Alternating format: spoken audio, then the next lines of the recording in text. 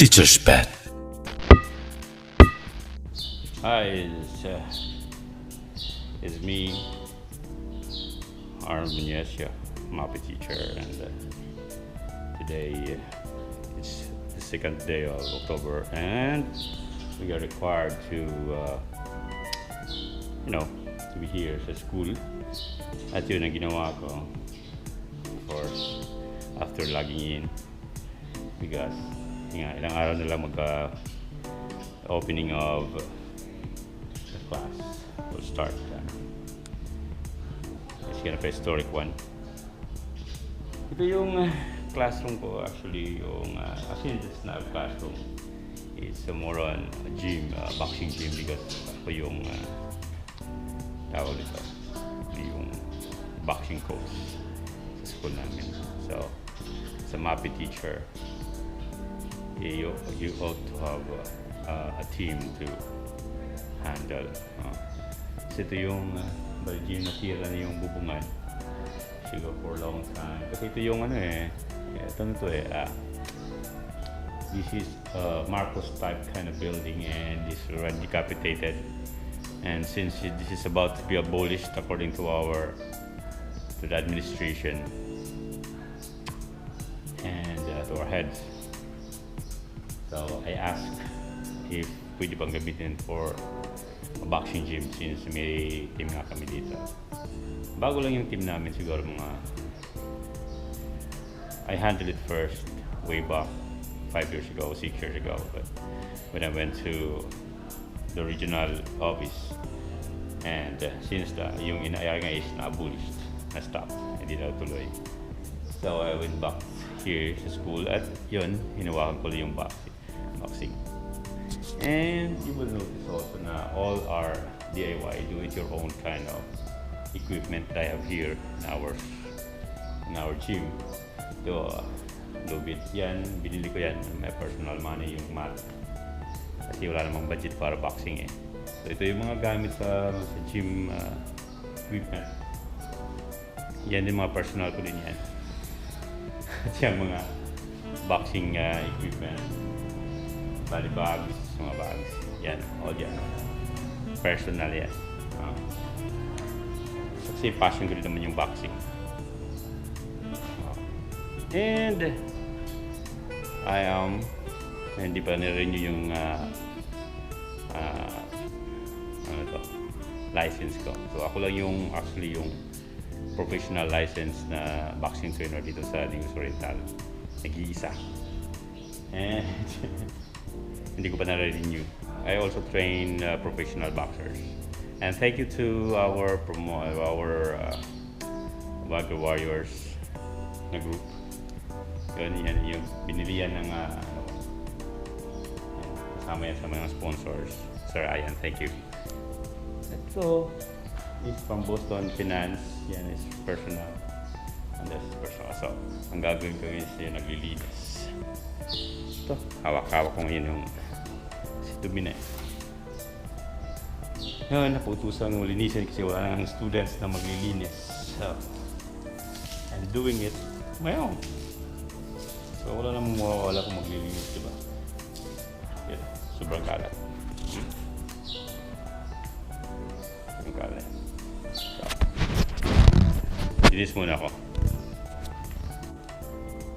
Ayun, after an hour of cleaning, yun, ito na yung itsura. Ano na tubig. May tubig pa. But of course, it just evaporate. Kasi grabing alikabok. Ang kapal ng alikabok. It's like basic. And I need to clean this one because our principal told me that she's going to pull this out from me if I'm doing to clean it. So, sayang naman kung mawawala ito, no? Wala nang pagpapraktisan yung mga boxers ko. Tsaka, kasi sabi niya, classroom pa rin naman ito. So, I need to clean this. Or else, tatanggalin niya o kukunin niya yung gym. Ayoko naman mangyari yun. tama naman siya. Kailangan ko ilinis. Kasi nga naghihintay ako ng mga boxers ko na tulungan ako maglinis. Kaso hindi pa naman pwedeng pumasok dito. I have to clean this myself. Yan. Yan yung mga ginamit ko. Mga labahan, mga map.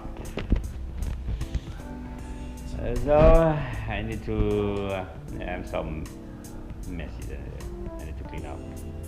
So I'll ask my head if they can spare me time to change because I'm so super dumi na. Then again, thank you again, Mom, for giving me this, for lending me this room for boxing.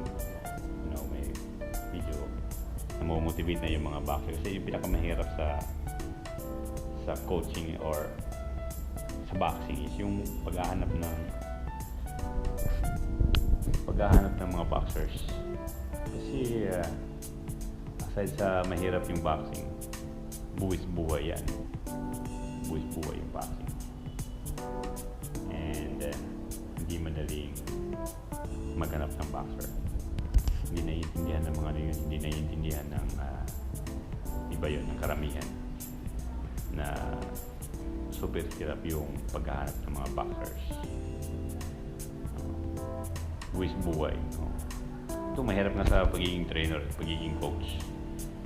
Kasi nga hindi rin naiintindihan ng mga teachers. Usually, yung nakakaproblema sa grades kasi daw yung grade last time nga kipagtalo pa ako dun sa teacher kasi nga binigyan siya ng 74, pasang hawa daw lang yung grado.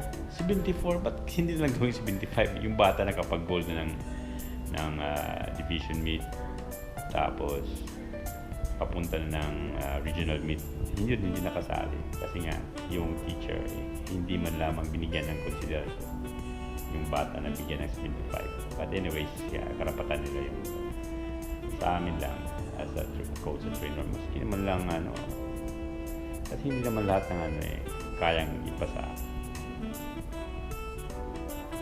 What is 1 point?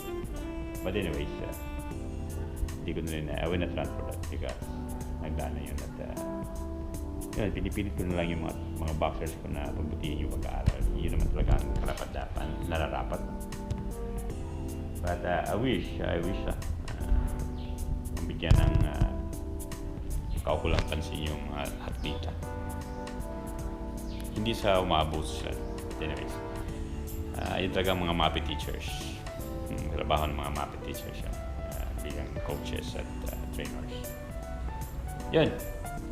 Anyways, kung kukunin kasi nga worried na rin ako baka kunin na yung room sa akin ng present administration.